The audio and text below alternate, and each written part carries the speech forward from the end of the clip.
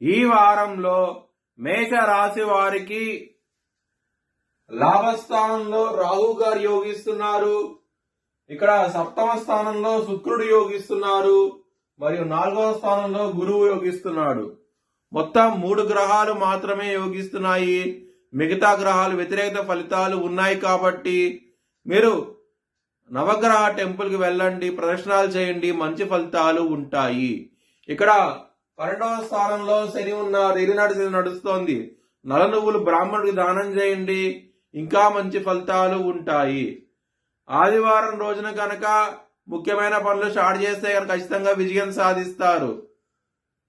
మంగళవారం రోజున, గురువారం రోజున ముఖ్యమైన పనులు స్టార్ట్ చేస్తే వ్యతిరేక ఫలితాలు ఉంటాయి. ధన నష్టం వచ్చే అవకాశం ఉన్నది, ఇబ్బందులు పడే అవకాశం ఉన్నది. కొంచెం జాగ్రత్త తీసుకోండి.